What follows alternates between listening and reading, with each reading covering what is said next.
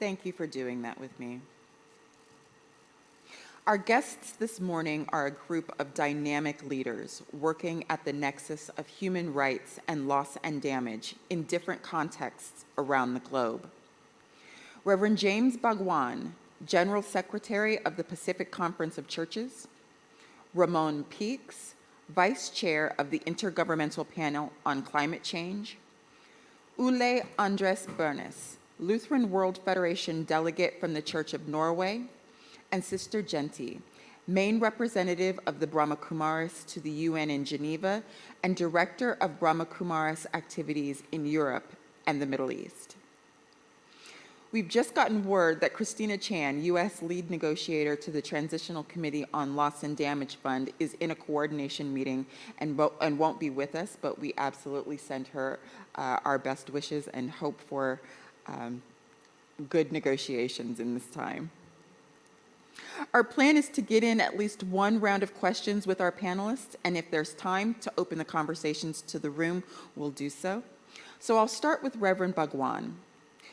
Reverend James Bhagwan is the General Secretary of the Pacific Conference of Churches, and a role he has held since 2018. He is an ordained minister of the Methodist Church in Fiji and held the role of Secretary for Communications and Overseas Mission with the church between 2013 and 2017. He holds a master's degree in theology, majoring in Christian social ethics, and he is a strong advocate for the reweaving of the ecological mat as an issue of Pacific self-determination and a gift to the world. Reverend Bhagwan, how can funding strategies for addressing loss and damage be designed to align with and respect the ethical principles embedded in Indigenous cultures and traditions? Thank you very much, and thank you to our hosts, particularly Lutheran World Federation, for the invitation to be on this panel this morning. You know, we've all been here before, and unfortunately, it looks like we're going to be here again. It was great to hear the Loss and Damage Fund being approved on the first session, but I hope that wasn't just a way of saying, okay, the job's done, you can all relax, because we're not going to get any move on fossil fuels.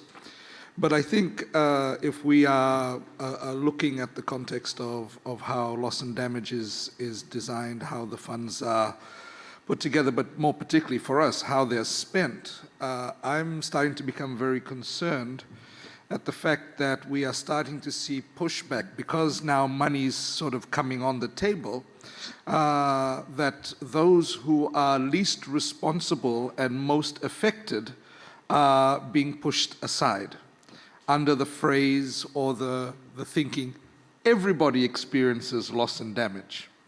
But the answer is everybody does not experience loss and damage equally. Everybody does not experience loss and damage the same.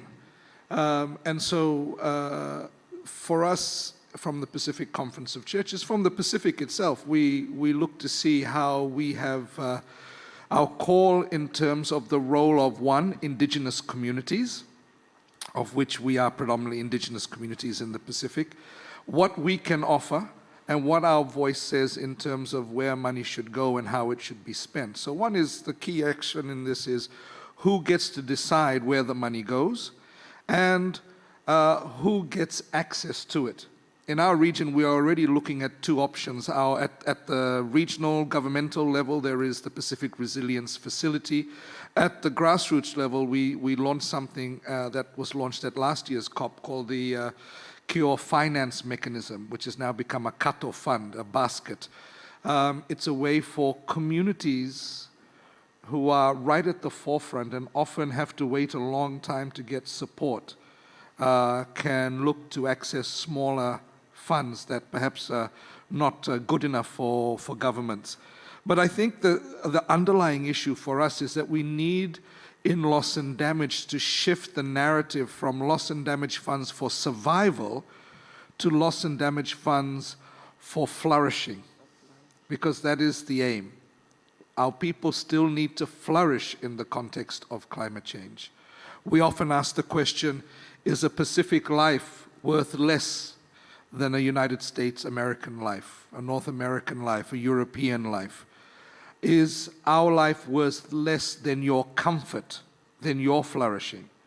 And so, in the concept of reweaving the ecological mat that you mentioned, we are looking at how we, in using the loss and damage, don't just go back to where we were, but actually work to improve the way in which we live, particularly as we look to phase out fossil fuels, which, honestly, at the moment, even us as specific people are dependent on.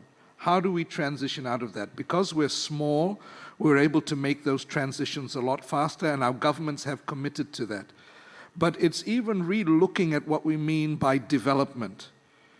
What we re-look at what the bottom line is, not being just gross domestic product, but the well-being of our people. And this is where indigenous communities and faith communities can agree and are trying to work on. And for us, thankfully, Pacific states have come on board as well. We have what's known as the 2050 strategy for the Blue Pacific continent. And in there, we are talking about that as we look at development, it is about the well-being of our people. We are talking about, in some words, a whole-of-life approach or holistic approach. That's how we see the world. And we need to maintain, first and foremost, that view of the world, which reminds us that we are part of the land, we are part of the ocean. As it suffers, we suffer, and as it flourishes, so do we. Thank you. Thank you for that so much. Just to be reminded that we are to have life and have it more abundantly. We want that flourishing. Thank you for that reminder. Our next panelist is Ramon Peaks, Vice Chair of the IPCC. Ramon Pikes was elected one of the 3 IPCC vice chairs at the 59th session of the IPCC held in Nairobi, Kenya in July of 2023. During the 6th assessment cycle, he was vice chair of Working Group 3. He had been the director of the Center for World Economy Studies in Cuba since 2013, where he has been a researcher since 1986 and was the deputy director from 1999 to 2013. He has been an associate professor at the Faculty of Economics at the University of Havana since 2004.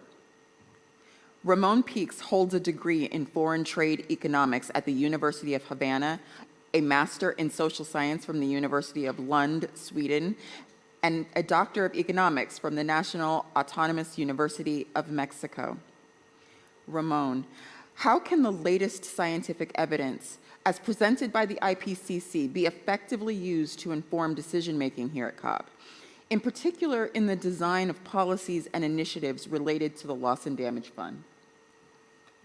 Thank you very much. First of all, I would like to thank the organizers, the Lutheran World Federation, for inviting me to this session. It's I would say it's a crucial topics, a crucial topic that the one we are discussing here, taking into account the effects for the more vulnerable peoples and communities, and taking also into account what has been already said, that these impacts of climate change, of anthropogenic climate change, are felt much more intensively in those communities, being those countries, those communities, and those vulnerable regions, those that have contributed the least to the climate change as a global development challenges. So I would say that even in the previous presentation, there are some key elements that I would like to highlight, to underline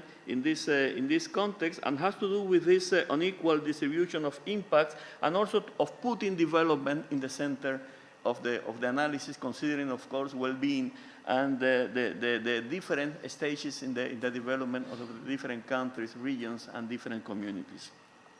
For the IPCC, assessing this topic of losses and damages has been very crucial in this last 6th assessment report, and you know that the IPCC assessment reports as a key input for the negotiations and also for the action of other stakeholders. So in that sense, the IPCC in the 6th assessment report recognized the increase in the literature regarding this topic that has emerged as an important topic in the international climate policy, and this has to do, of course, with all these negotiations within the UNFCCC and that we have been seeing in this COP. In fact, as has been already mentioned, the mechanism is operational, but financing is crucial.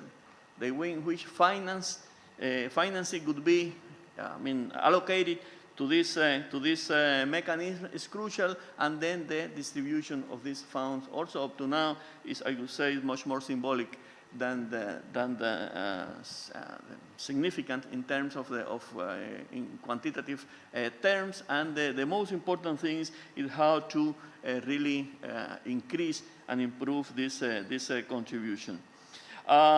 In the assessment by the IPCC of this topic, there are some issues that I would like to quickly mention. One of them that when assessing this topic, IPCC, of course, assess both losses and damages and associated to observe impact of climate change, to already observe, and also to projected impact of climate change, both in the past, present, and also in the future. And this topic is associated to climate change, has gained importance, supported by the robust scientific evidence of anthropogenic climate change, amplifying the frequency, intensity, and duration of climate-related hazard. So in the IPCC 6 assessment report, you can find a lot of information associated, for instance, to the rapidly increase both in terms of frequency and also in terms of intensity, and in some cases also in terms of duration of many extreme events that particularly affect, as I said before, vulnerable countries, regions, and community persons in general. This assessment is closely linked to the adaptation constraints and limits. It refers mainly to the losses and damages residual after adaptation. So it's associated also to the limits of adaptation, and this is another issue that I wanted to highlight in this sense. And another crucial aspect, talking about development, that this, when talking about losses and damages, not only economic losses and damage are to be considered, and this is the approach of the IPCC, also non-economic losses and damages are crucial for a comprehensive assessment, for a comprehensive analysis of this topic, and referring, for instance, to loss of societal beliefs and values, cultural heritage, biodiversity and ecosystem services. There is a set of crucial non-economic losses and damages that should be also included. And this is the area in which the recognition and the identification is much more underdeveloped, I would say, is lacking in many cases. And this is an area in which further research could be carried out and could be part also of future assessment. So at the moment, I could say that one of the tasks would be the need for a robust conceptual framework for the analysis. This is still to be done. This is an evolution, moving target that should be improved and in this as part of this process. And of course, there is also in the IPCC findings when talking about, for instance, to a future of 1.5, it is said that in that case, losses and damages associated to this potential future are, of course, much more limited than associated to the current world and the other future with much higher emissions.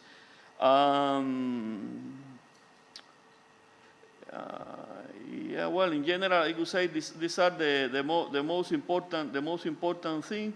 things, and also to say that the losses and damages, as I mentioned at the beginning, and was said by my colleague before, are unequally distributed across systems, regions, and sectors, and are not comprehensively addressed by current financial, governance, and institutional arrangement, particularly for vulnerable developing countries. So, as I said, these are more or less the key elements associated with the way in which IPCC has been assessing this topic that, again, is crucial for this connection between climate change and development, and particularly also for developing vulnerable countries, regions, and communities. Thank you very much for the invitation. It's a pleasure to be here. Thank you so much for that. And hopefully we'll have some time to come back to maybe delve a little deeper, especially into those comments about non-economic losses. That I feel like that is key, especially to our faith-based communities here. Our next panelist is Ule Andres Bernes. Ule Andres Bernes is a 23-year-old student from Norway and has for several years been engaged in climate issues, and particularly in exploring how the church can navigate this topic both internally and externally.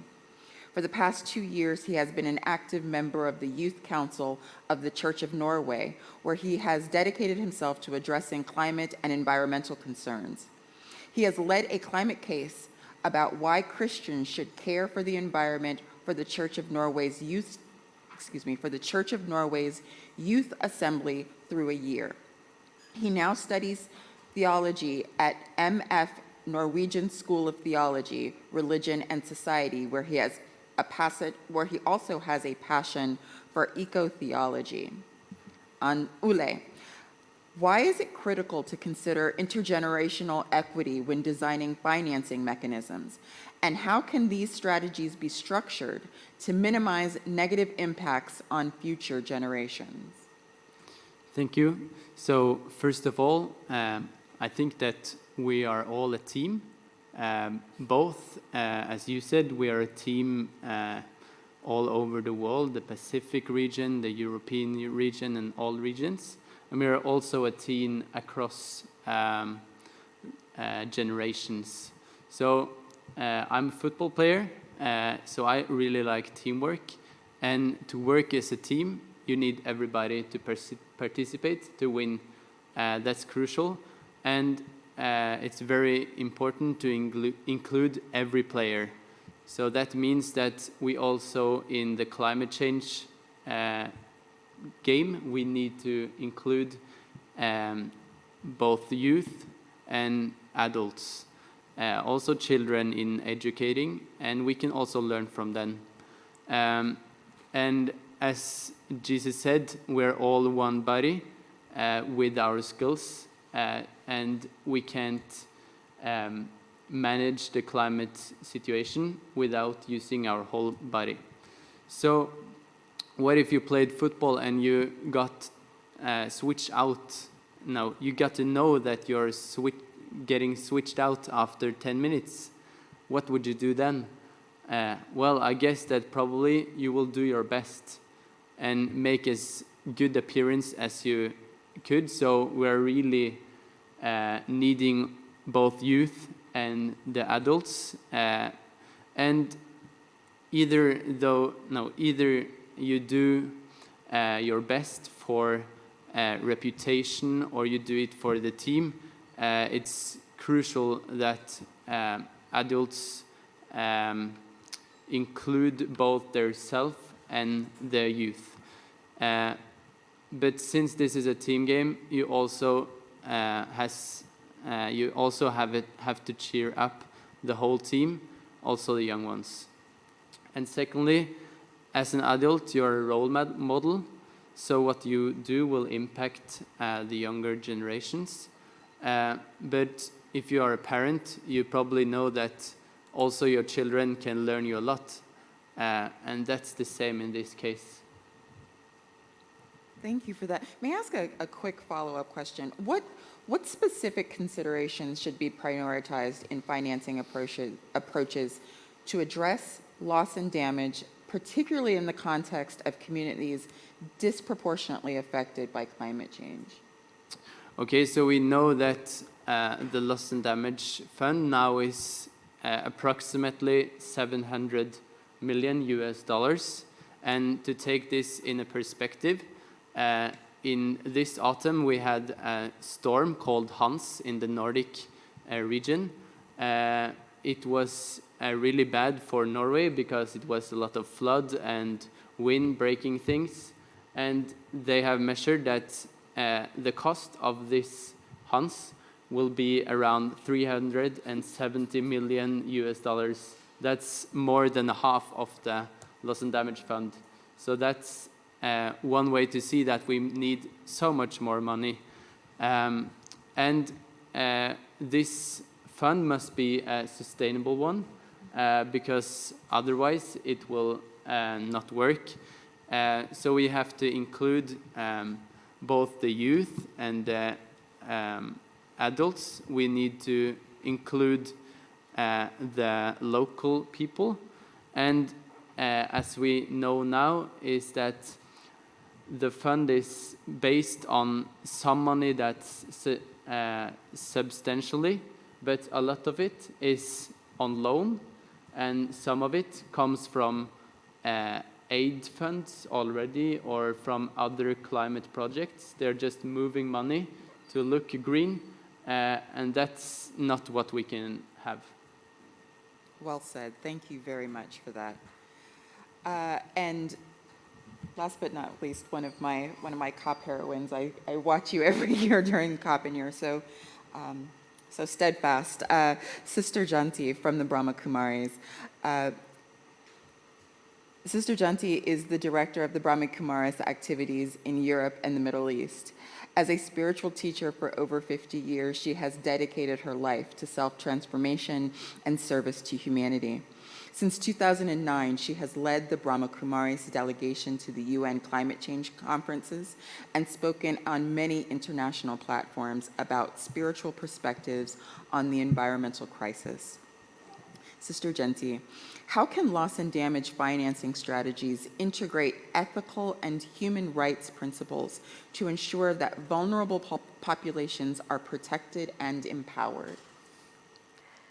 Thank you very much, and thank you to the Lutheran Church for giving me this platform and being here with others who know more about the subject than I do. From a spiritual perspective, I think one of the most important aspects is to just underline and remember that we are one family. And secondly, that this is our home and it's one planet that we all share together. But also that whatever happens on one side of the planet is going to happen to the other side also. So I agree with my brother James, Reverend James Bhagwan, when he says that you have to think about the communities that have been hit the hardest, and where loss and damage is again being highlighted on this panel, especially in terms of not just the economic loss, but the non-economical losses. Think about a culture literally disappearing underwater. Think about families being thrown apart because they've been moved to a different continent, a different country, where they have to learn a new culture, a new language maybe. And just imagine what the impact of all of that can be. And especially when we're talking about the small islands, this is actually what we're talking about.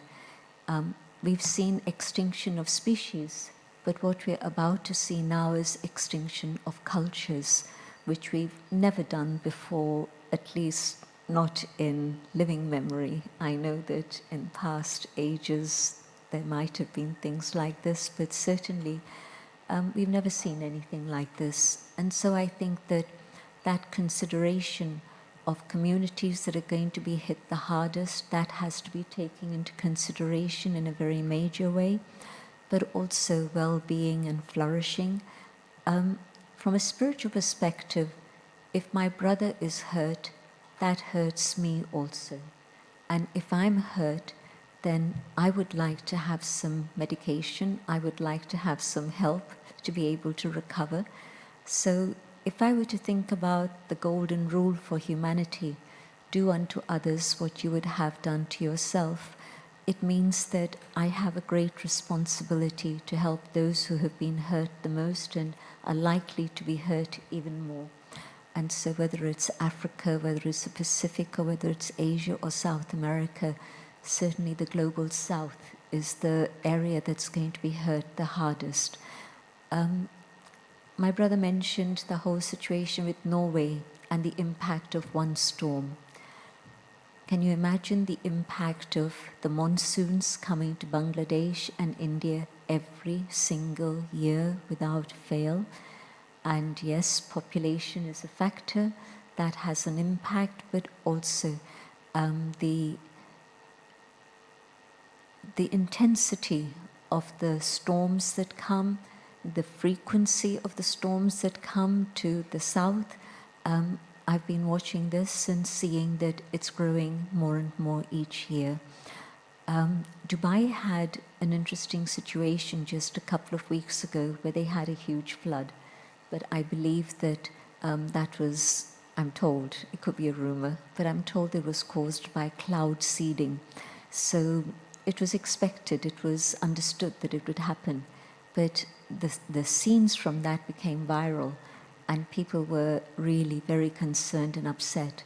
But these are situations that are coming up in places like Bangladesh and South India all the time, every single year. And unfortunately, nobody pays much attention. They don't get any press, certainly within the Western countries. And so we do tend to feel in the West that the rest of the world has to look after themselves. And we don't realize that the West has contributed in such a big way to all the damaging things that are happening. And so to step back a little bit from the color of my skin, the religion into which I was born, or the country in which I live in, and just have a picture of the planet as a whole, and to be able to see the whole as my home, and see where it is people are being affected the most, my family, my brothers and sisters. This is why I think that because it's a problem which actually has roots in materialism, consumerism, and commercialism, I think the root of the problem is only possible to erase and take care of when there's a very conscious switch to a different paradigm. And it has to be the paradigm of spirituality. It has to be the paradigm of universal values. Universal values are literally that. When we had a project many years ago asking people, what is your vision of a better world?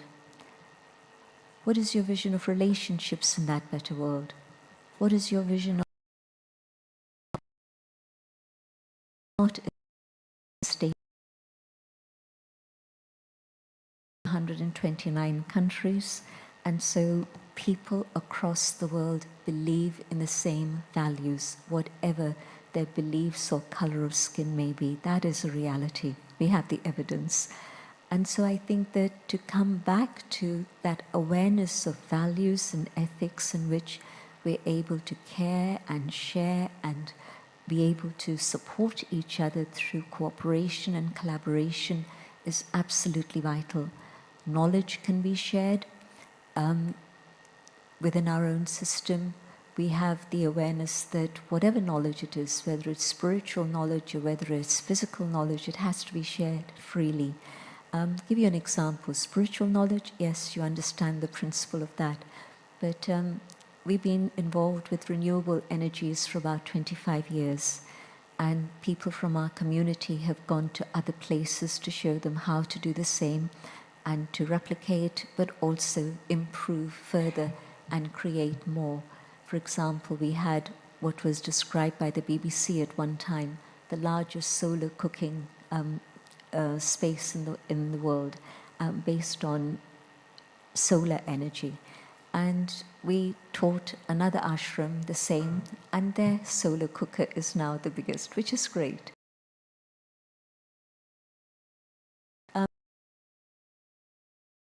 Would be shared so that then people in all parts of the world can flourish. Otherwise, we face a future in which there's more chaos, more suffering, and it's for all. It's not just for one part of the world. So I think loss and damage and how to reach out to the people who need it the most is perhaps the most important aspect of all of this.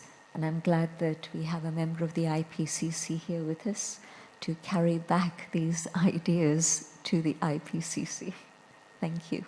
Well, I definitely want to come back to the conversation that we were having about the non-economic losses, because I think in your own way, all of you touched on that issue.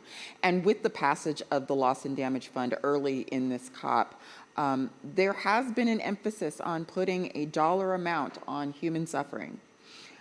But if the goal is human flourishing, as I 100% agree, what is the show of proof that is needed, and what kind of advocacy will resonate with policymakers? And I'll open that up to anyone on the panel. I think this is the biggest challenge we face when we do these processes is the rush to develop one model of a one-size-fits-all. And when you take the context of culture, geographic location, spirituality, we see that there are going to be, you need contextual approaches. So you can have a broad idea, but they need to be contextualized. And you know, this is where when the work that the Pacific Conference of Churches has been doing and reflecting on for many years now on non-economic loss and damage, we're looking at it from both a faith and an indigenous perspective, and how we design processes and determine costs. And we started to go into that conversation in the Pacific a lot more formally this year. We're at a place where our people are extremely vulnerable. Our indigenous knowledge and our spirituality gives us a resilience, but we are still very, very vulnerable. And often there's a push for us to move very quickly to resilience, right? Move to that strength. But we need to give space and time for people to lament, to be weak, and to make that journey. In a pastoral way, we see that when we go through, and I mentioned this in a previous panel, the 5 stages of grief that we experience. How do we look at those rituals and processes to help people go through those processes? The accompaniment that is required, the spiritual accompaniment, the pastoral accompaniment, and what are the indigenous or cultural appropriate protocols and rituals that take people through.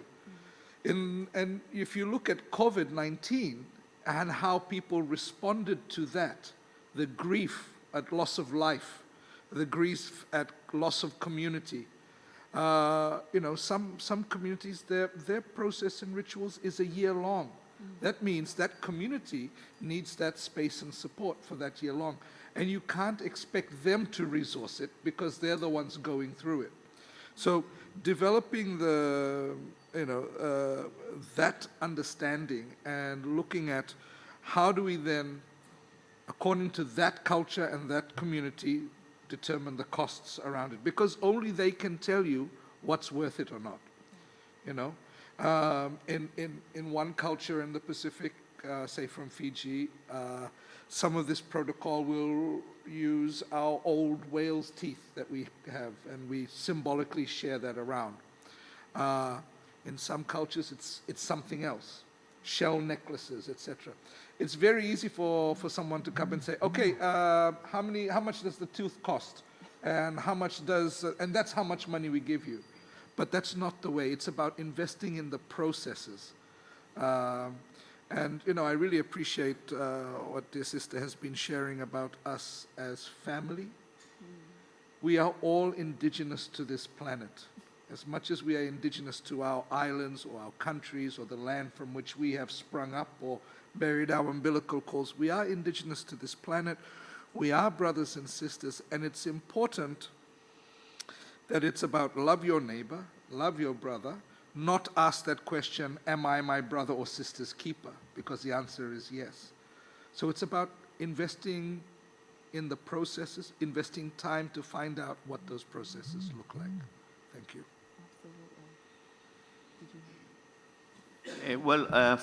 Since the IPCC perspective, first of all, I would like to recall that the IPCC does not create new knowledge.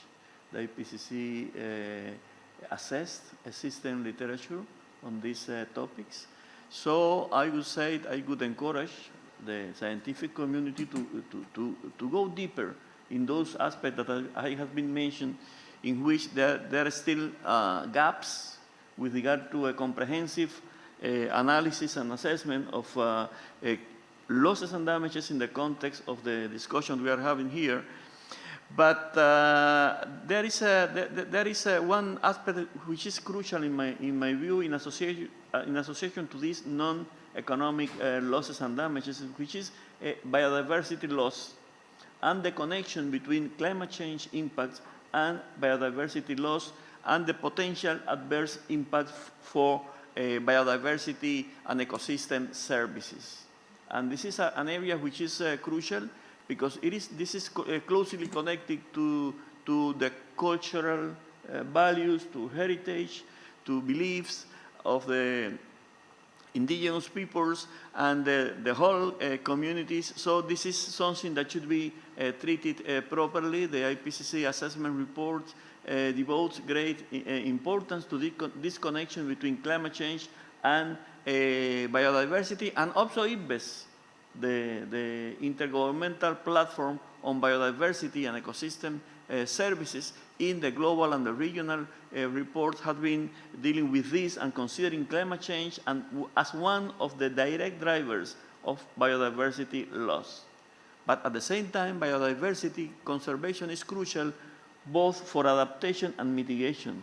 And so this is, we have this possibility, and in that sense, the concept of climate resilient development, that is a concept mainly from Working Group 2 of the IPCC that articulates adaptation, mitigation, sustainable development, is crucial in this for having a comprehensive analysis of these issues. And in that sense, I would say that, as I said before, to the extent that scientific community progress in, for instance, let's say, identifying this and quantifying to the extent possible, it is not also always possible to quantify comprehensively all of these non-economic loss and damages, but should be properly analyzed, assessed qualitatively and quantitatively to the extent possible.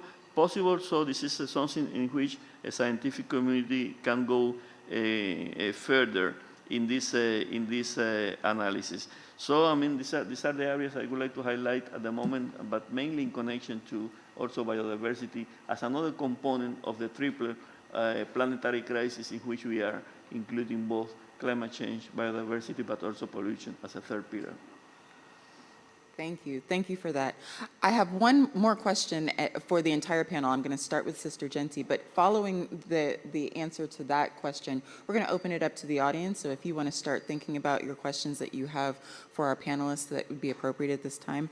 But our final question from me is, in your view, a lot of us have been coming to these COPs for a while now, and in your view, what measures can be taken to ensure transparency and fairness in the allocation of the resources of this loss and damage fund in such a way that we observers are able to do our jobs and observe?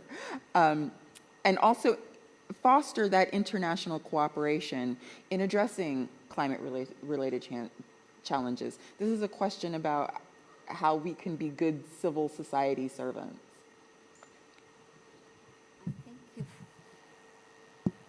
I think if there can be NGOs identified who have a track record of transparency and responsibility, accountability, then working through those NGOs might be a way forward.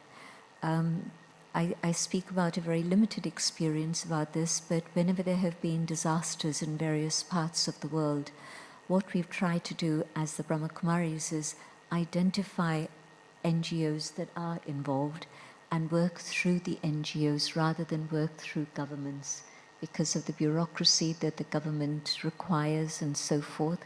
And if you speak to people on the ground, and there will be people who an international NGO has contact with, who'll be able to give you an idea of who's doing what, and you'd be able then to work with them. So from that limited experience, expand that, and I think something like that could work out. I can continue on that. I think we are faced with paradigm, at least in the West, that's very individually. Also, like, not only human beings, but also countries. It's a lot of nationalism. And one of the things we can do to fight this issue is being here at COP and meet each other.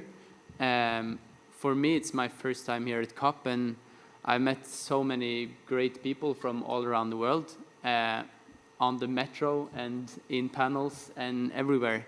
And it's so good for me as an individual to open my view and open my eyes. And we need these international systems like this loss and damage fund, which is international. And since this is a global issue, we must take care of it in a global way. Just as you mentioned, we are a family, or as I said, we are one body that needs every part of it.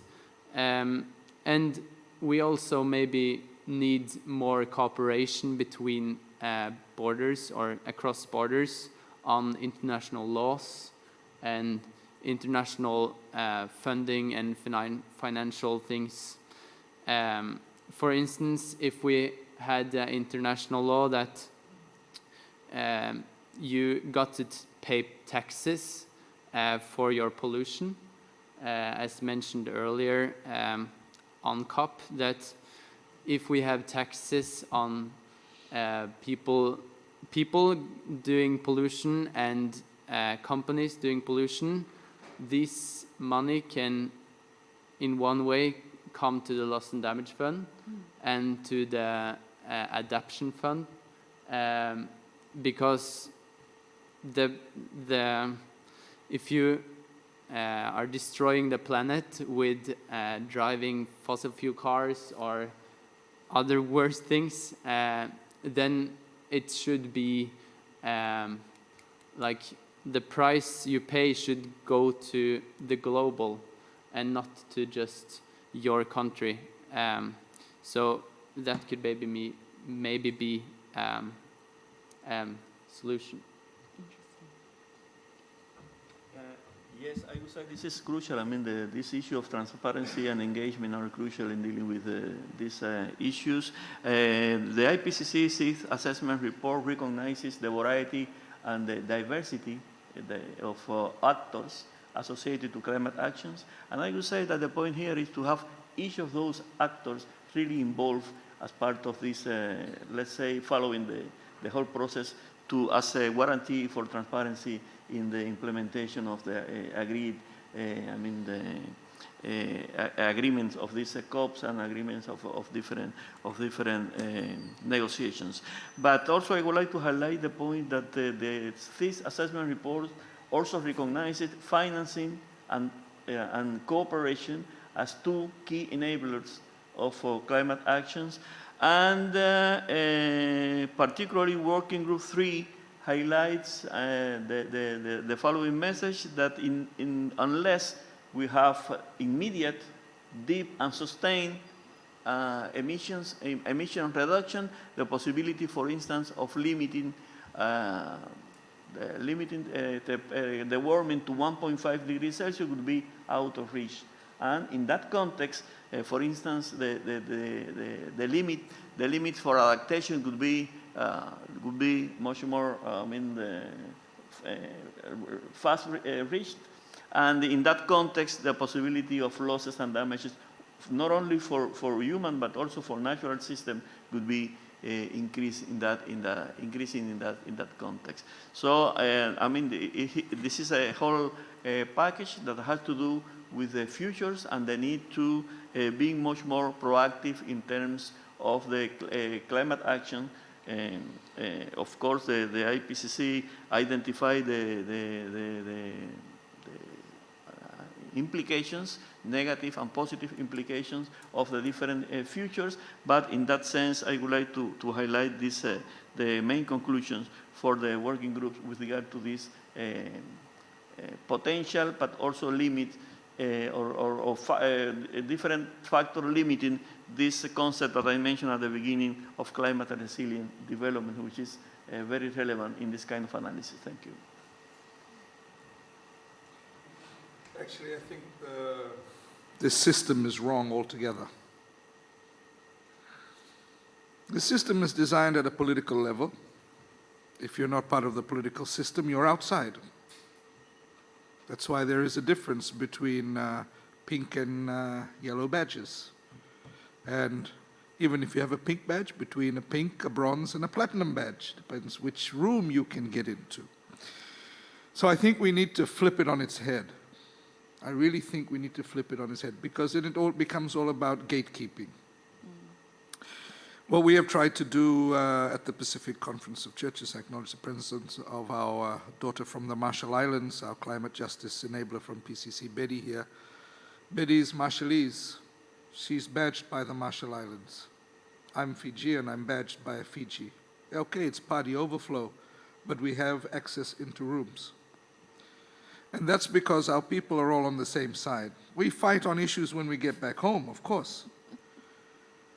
And for many years, I have to thank Henrik, and I see Athena is here, and all the others from Elena and everybody else who helps our Pacific churches and others get yellow badges in the past. But maybe we need to flip it on its head, and the next COP we'll get you all Fijian or Marshallese badges so that you can be in the process. That's how we need to think it. It's time for reweaving all of these mats that we use. And so perhaps that's the way to look at it. We find ways to bring our collaborators into the space. Yeah? For our Pacific people, 1.5 is great, is the line. So until we get movement on that, and our churches have said this very clearly, yes, adaptation is important, yes, loss and damage is important, but until we get the big issue sorted, all of this is blood money. And so, you know, I listened to our young brother here, our young son, talk about the storm in Norway, the floods here in Dubai. We've had 3 tropical cyclones in the last 5 weeks. One is forming at the moment over Solomon Islands. It's going to hit Australia in the next few days. It's going to be a big one.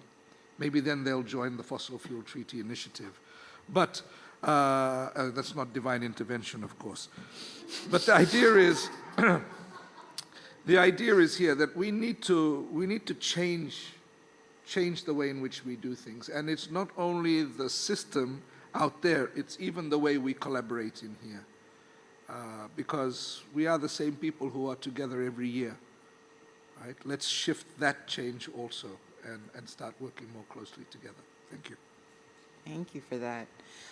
Do we have any questions from the audience? I understand there's a mic that's supposed to be in circulation. It's coming to us.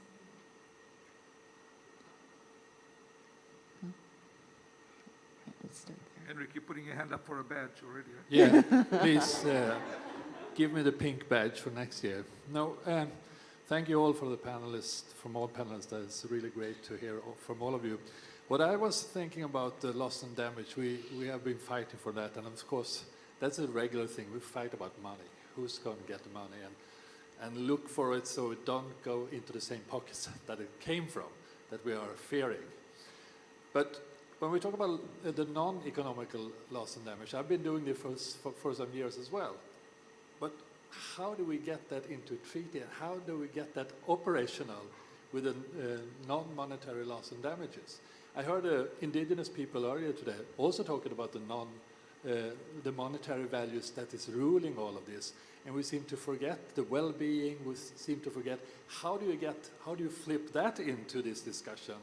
Because that is something this structure is very much based on monetary values. That is what we are discussing.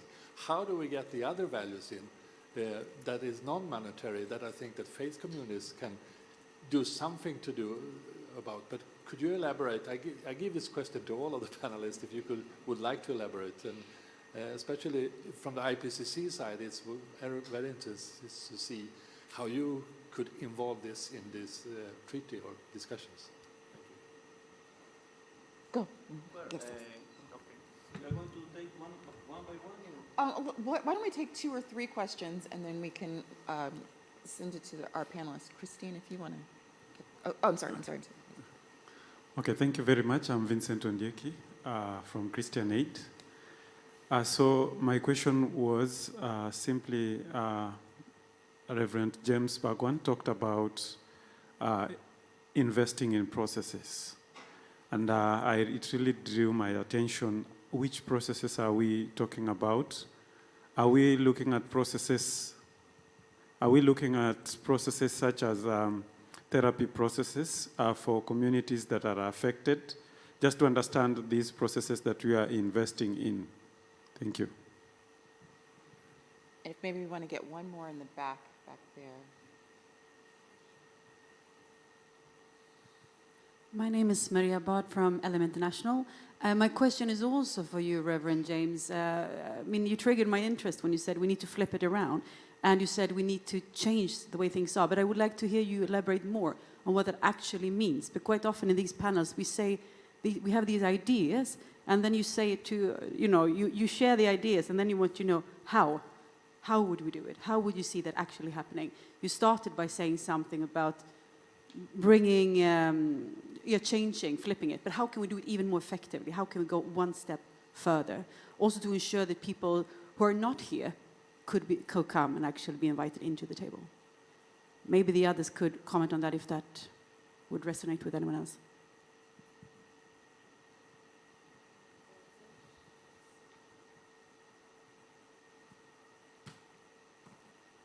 Yes. You want So me to start? Yes, we heard 3 Well, I great can questions. start with the first question. Of course, as I mentioned in my presentation, in my first intervention, this is an issue that is still underdeveloped in the process, in the system literature. But of course, there are a set of elements that could be used for further develop and elaborating this. And I would suggest it's not in the context of the IPCC, but it's in the context of IPBES, that has a conceptual framework for the different values of biodiversity and ecosystem services, and not only economic values, of course, but also a set of values, including cultural values and so on and so forth, that could be a kind of framework for the analysis and elaboration in that sense. But also there is emerging literature, and I would say that by recognizing that this is part of the analysis is crucial, because even the IPCC recognizes that if non-economic losses and damages are added to the assessment, of course the total losses and damages should be or could be several times higher,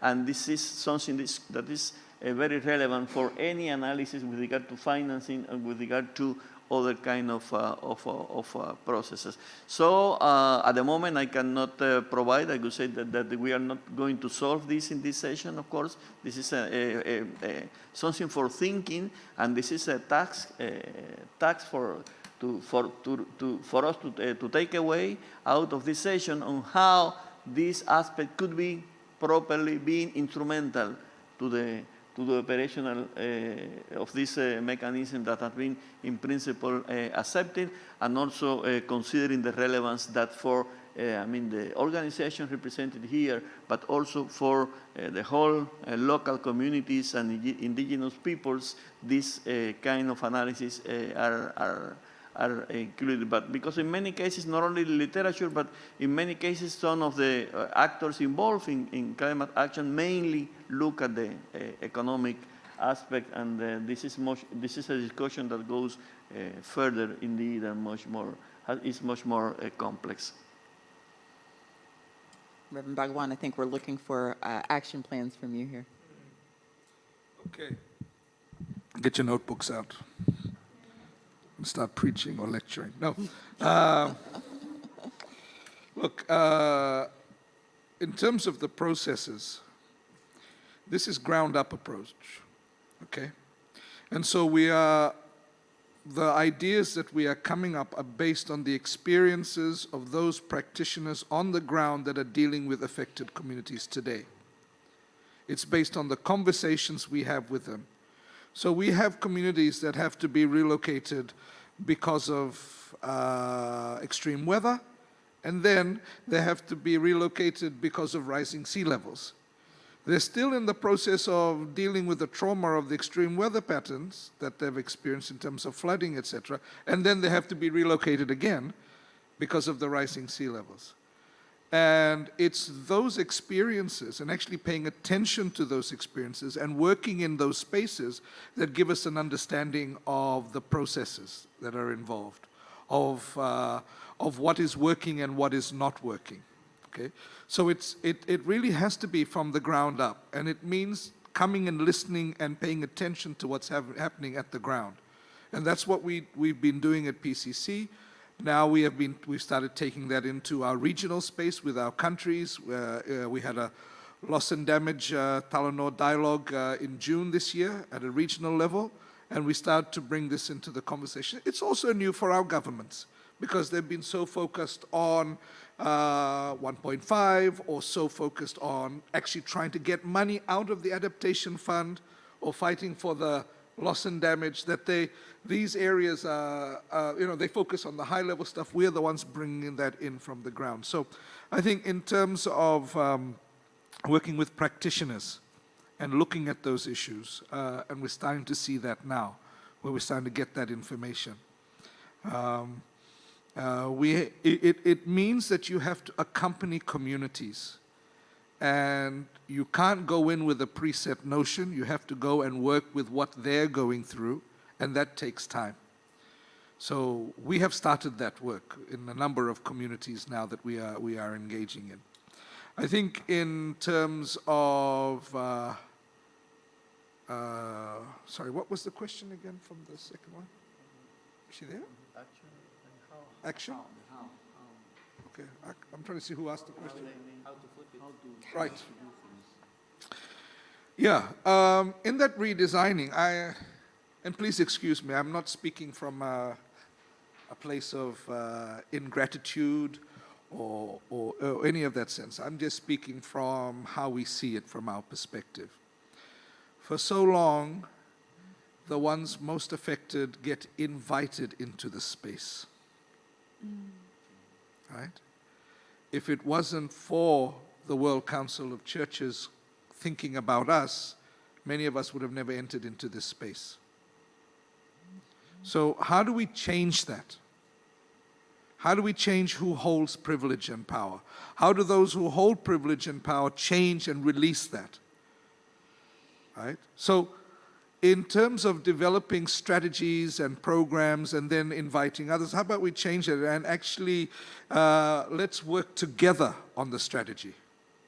Let's co-design our responses and work together. So support us, listen to us, come to us. Everybody's feeling sorry for us, but nobody wants to come with us because it's too far, right? When we say, come to the Pacific and we'll do, the carbon emissions for coming to the Pacific are too high. We'll plant the trees to offset your carbon emission if it means you can come with us, come and sit with us, come and be with the people, listen to them, because we don't want to be here on behalf of anybody. It's frustrating for us, right?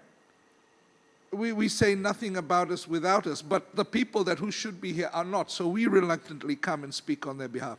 Having this conversation with Archbishop Peter Lloyd Chong of the Archdiocese of Suva, who's also here, and we've been working on some things together.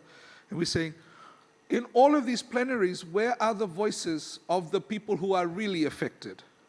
Not the very nicely shaped, here's your script, little boy from Fiji, come and read this out and everybody will pat you on the head as you wear whatever outfit that you are told to wear and then you go back home again.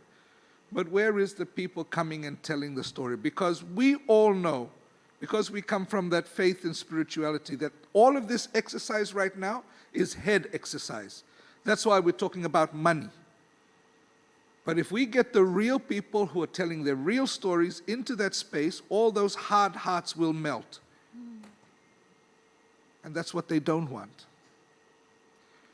Next year we celebrate, we don't celebrate, next year, what's the right word? We mark, Betty? We mark the 20th anniversary of what we call the Osintai Declaration. This is the first time that Pacific leaders made a statement, and we are grateful for the WCC for convening this meeting in Kiribati in 2004. We're going to go and revisit that statement. And this was the first major call by Pacific churches and faith communities to the world. Who's listened? What has been done? What hasn't been done? What is our way forward? So I'm opening this is an open invitation. If you want to come and join us in that reflection discussion, come let us know so we can start planting your trees to offset your carbon emissions. I'm not joking, I'm serious. We'll do that. Thank you. One more response, and then we're going to take some questions from the audience. Yeah. So firstly, I will just say that I mentioned the storm in Norway, and the point with that was just to say something about how much things cost, and I don't want to say that we have it so bad in Norway. So I'm really sorry if you understood it like that, because in Norway we have the infrastructure and systems to handle these storms and this extreme weather, and therefore we must be aware in the West that this is not the situation all over the world. And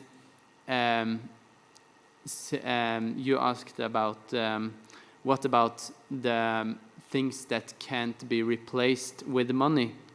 And there I will say, as you mentioned, James, that we have another story as spiritual beings.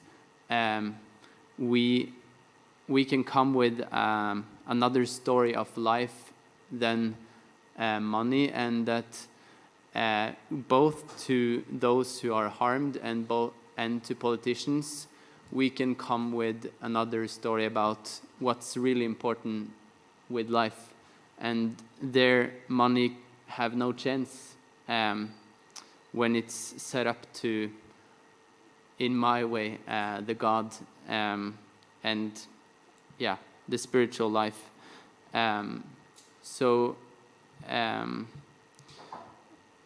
Yeah, that was what I want to mention. Sister Genti has. There was a question about what sort of therapies are needed. I want to give two examples very briefly. After the big tsunami that hit the whole of Southeast Asia at Christmas time some years ago, we were working in Sri Lanka, and what we found was that it wasn't just the question of bringing food or supplies or even infrastructure materials, but it was a question of connecting with people and taking away their sense of helplessness by having people start working with them to reconstruct a school, to put together homes. And so when we had a team of people working there with the local people, that zest for life and that spirit of wanting to do something came back. Without that, it was a sense of helplessness and paralysis. And so in different situations, there's different things, but that's one example where you actually have to give time and attention and listen and do something with the people, not just hand them some aid. After earthquakes in various places in India, again we found that medical supplies, food and winter stuff, all of that was happening. But the other thing that was needed was psychological treatment. In some cases psychiatric treatment, but in most cases counseling and psychological treatment. Because when you've been through trauma in which your loved ones have gone, what do you do? Where do you start? How do you rebuild a life again? And these at the moment have been little cases, isolated cases. Multiply that with what's happening today, and you begin to see the extent of help that is needed. Not just financial, but human energy, time, and interest and love. Gentleman in the back with the green hat.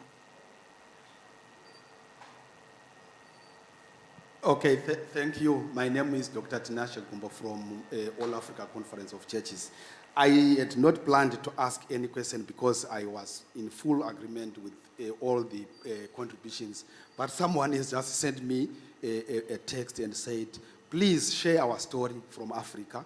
This voice from Africa has not been shared. We have heard from our colleagues from the Pacific, from Norway and all that. Certainly Africa is in a similar situation, and even more because Africa is spiritually sensitive, culturally sensitive, and very poor when it comes to these issues. So where I come from the Africa Faith Actors Network for Climate Justice, which is hosted by the AACC, we have a motto to say, for us, matters of climate change are matters of life and death. And indeed, the welfare of the earth is our welfare. So when it comes to these issues, yes, we now have a framework of the fund, we now have a framework of the resources, but when it comes to benefiting the real person, the actual person, what is going to happen? Right now in Malawi, we have a lot of people who lost quite a lot. As we speak, Kenya is also having floods. Durban is also being hit by all those storms. What is going to happen? Are we going to apply these resources in retrospect, or maybe what is it that we are going to do with all that we have lost already? Are we only going to look forward in the future, or we are also going to consider what has already happened? So that is a major question that is also coming from the text that I received. But also we continue to mourn as Africa, but also as other continents, issues of transparency and accountability. If these resources finally come, who is going to take care of them? Are they going to see them? Are we going to see the ordinary person benefiting? Or maybe we are going to hear of the normal stories that we normally hear when it comes to the management of our public resources. So those are some of the issues that I just received from my colleague, but I will give him the feedback that we have finally shared the African story. Thank you. Thank you, Dr. Gumbo. Really appreciate that interjection. Let's take two more. There was one hand over here and one hand right there. Thank you. Thank you. My name is Adil Rahmat. I'm from Pakistan. Recently, I'm nominated for one of the WCC committee as well to represent Pakistan. I'm working with Pak Mission Society. My question to Reverend James is particularly, I think we have been hearing us that with us and not without us, I think as from the voice of the Global South, But my question is this, how you think that particularly the church networks or faith-based networks, they play a vital role to bridge the gap between policies and capacities or strategies, You think that as a church, still we are failed, to prove that we have the competency, we have the capacities, or these are the real challenges. We are talking big figures. We are hearing the funds maybe blaming the World Bank or different perspectives. So how do you see in future the church networks particularly? I know many networks, like MICA or WCC, WEA, what role they are really playing at the grassroots, or they are playing with the buzzwords? Let me do this.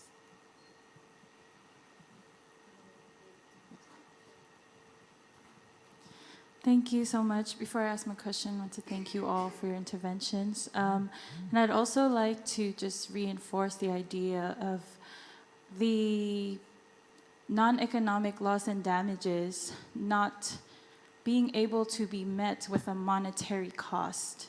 We have to address spiritual problems with spiritual solutions and cultural problems with cultural solutions. So for example, in my My sister was in a horrible car wreck, and the family came to our home with food and the whole extended family and a spokesperson to apologize. And that restored the harmony within our community, because we can't move forward with that feeling in our heart of blame and hate and anger. So of course, they pay for the damage, but that harmony needs to be restored. You cannot buy that with money. So I'm thinking about the process of creating these solutions, and thinking about how each of us has the capacity to address, to reach out and offer solidarity, spiritual, pastoral comfort. And my question, what I want to know from this discussion is, how can we connect this issue with mainstream human rights discussions, ethical discussions? So for Mr. Madruga, how can we connect these so that we can push forth our priorities to address this type of loss and damage? Thank you.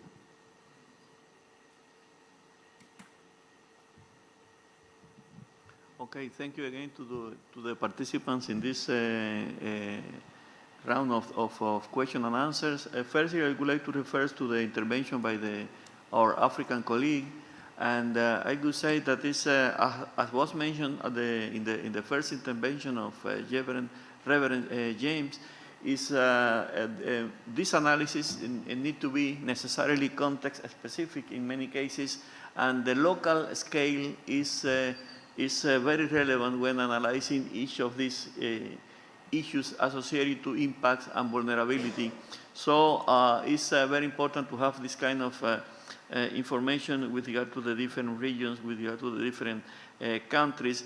And here again, I would like to reiterate the different ways of potential collaboration with or participation in the IPCC work.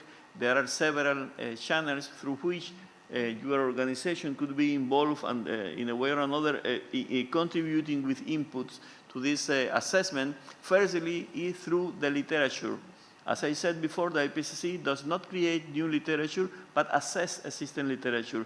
So to the extent that your organization generates information, documentation that could be relevant for the analysis, even not being peer-reviewed literature, but literature that could be relevant for the assessment, there are procedures in the IPCC to capture this local flavor, this local analysis, and to be incorporated in the assessment. Secondly, you have the possibility to participate as authors or review editors in the processes of assessment. Nominations are made through the governments, but also through the observer organizations.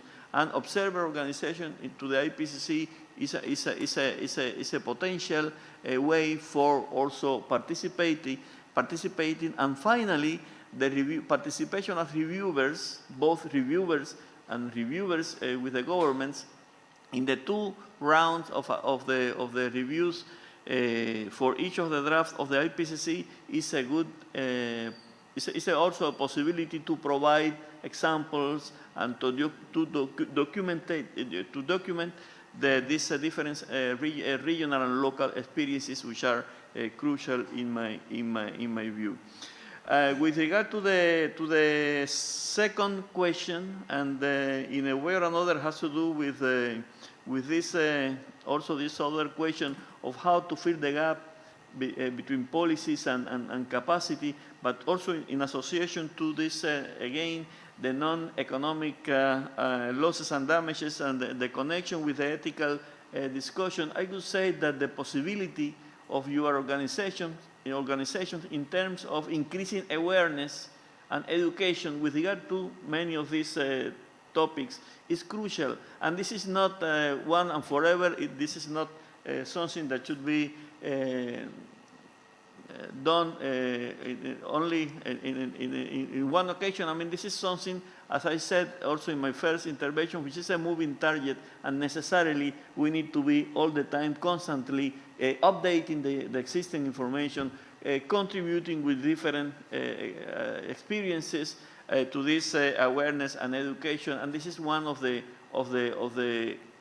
tools, in my view, that through which your organization, faith-based organization, could contribute to this filling the gaps between the policy and the capacities of the communities. I mean, the well-informed communities is really, I mean, important for really contributing to this transparent objective and so on. If the community is well informed of the different processes, of the results of these negotiations, of the work of your own organization, they could be with bargaining power, much more bargaining power. Let's talk in that sense, in the process of following and following and ensuring transparency of many of these those processes. So this is at least one aspect, and the other one is the scientific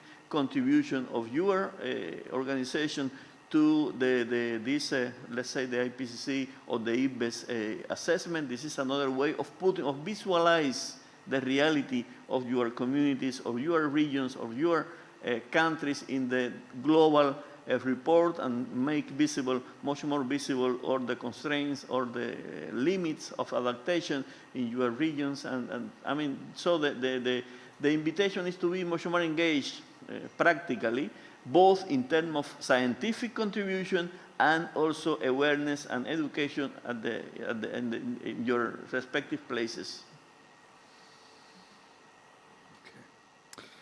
Yeah, great questions. Firstly, I was just giving an illustration to our young Norwegian son about the fact that if that's the cost of one cyclone, already in the last 5 weeks, we've got the cost of 3 cyclones to add to that. So you can imagine for us what that annually would look like. That's why that's, the $1 billion, hundreds of billions of dollars is required every year. I think in the context of capacity, we have the capacity. And I think this is the challenge. It's who decides what capacity looks like. We are working with our countries. We are working with our leaders. It's very difficult. We agree here to come with a common platform, but it's a daily challenge because they are under pressure bilaterally as well, because they're developing countries, because they're already in debt. And so we are trying those spaces to engage. So I guess really it's about, at PCC we bring in a threefold approach, the prophetic advocacy, the pastoral work, and the practical work. And there is a need that we already have at the global level for that prophetic voice from faith communities.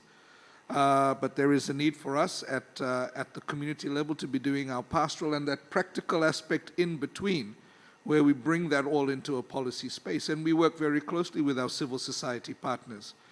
I guess in each place it's different. Yeah, we are fortunate that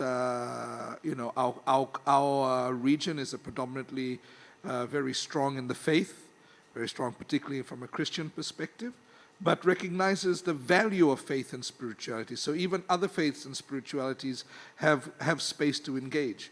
Whereas we're working in other spaces that are secular.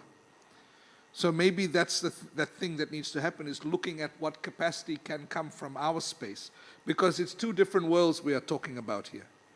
And we have to see what lessons are appropriate for whom. I think also to our friend from Africa, we have at political level the ACP, the AOSIS. There is no reason why our faith community shouldn't be doing and collaborating on many issues together across the regions, or regionally, working within the regions. And so I think that's something we still struggle to build on, because we focus so much at the global level.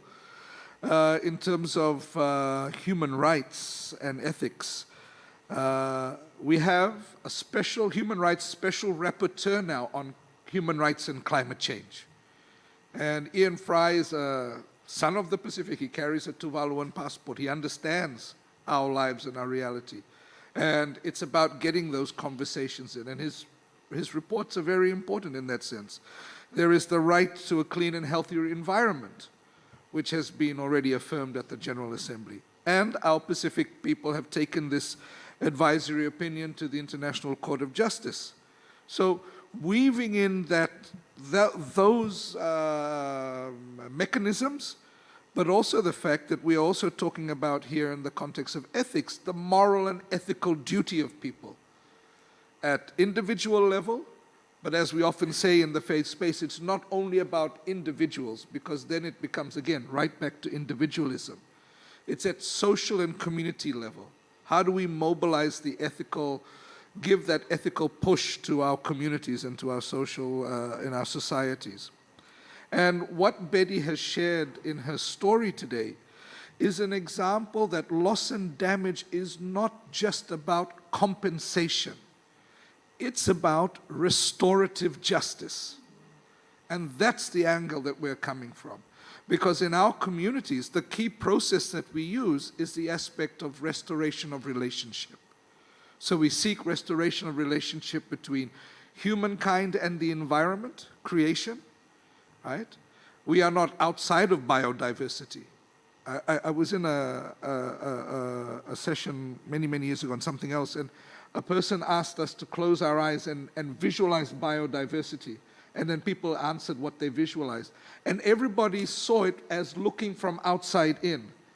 No one thought that they were inside the biodiversity.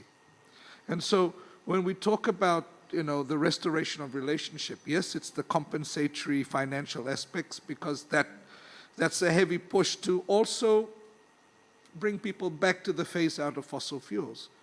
But at the same time, what is crucial at this time is the restoration of relationship with creation, with the environment, as Pope Francis calls the ecological conversion. Thank you for that so much. With an eye toward ending on time, I'm going to regrettably cut off this robust conversation here. But I want to thank our panel so much for their time and their energy and their wisdom and their faithful stewardship of this process. Sister Genti has lovingly agreed to lead us in a closing meditation, and I want to offer space for her to do that at this time. Thank you very much. I'll share a few thoughts and invite you to follow those ideas. Going on an inner journey,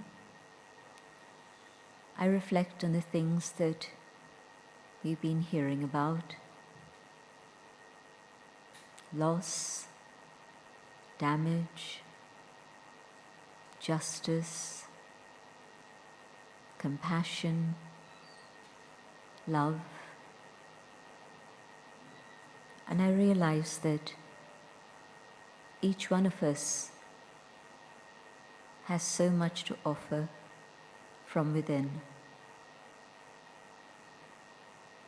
The inner being, the soul, carries amazing treasures within. And as I step inside my own inner world, I connect with myself and the peace, the love and truth, the joy, the beauty, the compassion that lies within. But now, as we connect with each other on this inner, subtle level, our thoughts create an energy that multiplies, and these thoughts reach across all the oceans, and connect us together as one family.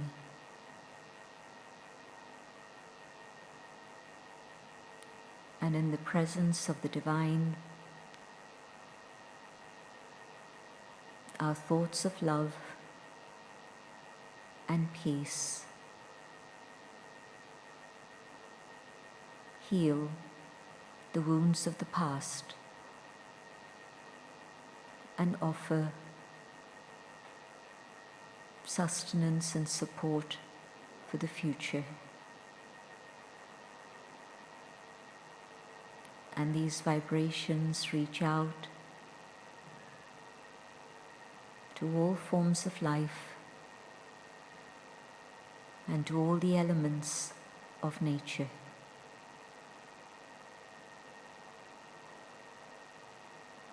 And with the power of the divine, the healing of the planet also begins to happen.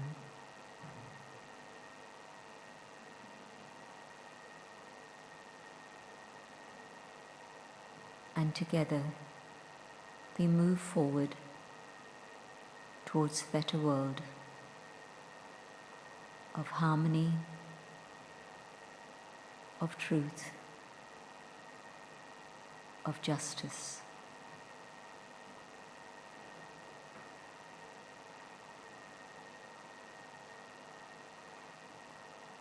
Thank you. Thank you very much for joining us all here today. Can we get a